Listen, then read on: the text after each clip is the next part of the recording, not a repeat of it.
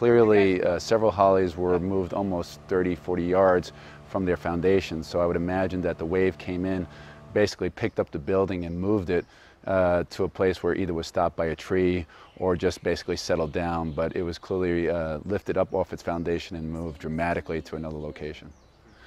Well, unfortunately, it seems like we took the brunt of the tsunami wave.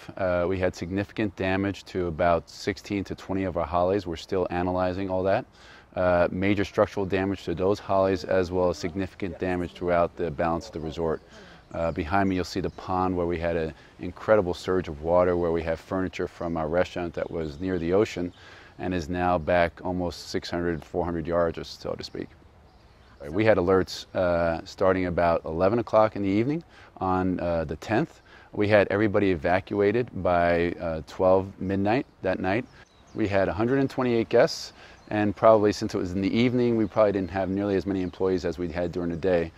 We took all, obviously the safety of our guests and our employees are most paramount.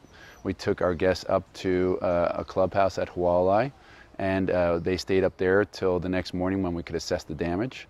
Unfortunately, the resort was obviously closed the next morning, and we had all our guests either at another hotel or going back to the mainland pretty much by 2 o'clock that next day. We had no employees on the property. The closest employee we had was at our Kona Village gate, which is significantly away from the tsunami zone. That was our head of security.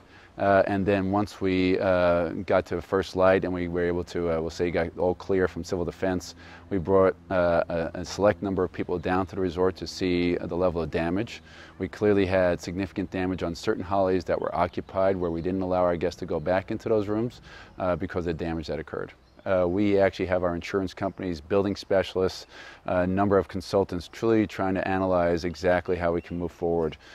We haven't made any decision on reopening, nor how we're going to proceed until we have a full assessment of the level of damage and how that would impact any guest experience or our employees. Again, the safety for our employees and our guests is most important. Both restaurants were impacted. We had water damage into both restaurants. The Holly Samoa restaurant probably suffered a little more damage than the Holly Moana, but both restaurants did have damage. We had water into the kitchens, and we're still assessing the level of, how good the equipment is, as well as, the carpets need to be replaced, flooring, and clearly all the structural issues that we clearly have our consultants looking at every building that on property to make sure it's okay. We'll probably be having a meeting, an all-staff meeting sometime at the end of this week to update on what is going on, any update as far as status of the resort and the opening it would occur. But until that time, we basically don't know. I'm sure we'll do something consistent with what made Kona Village special.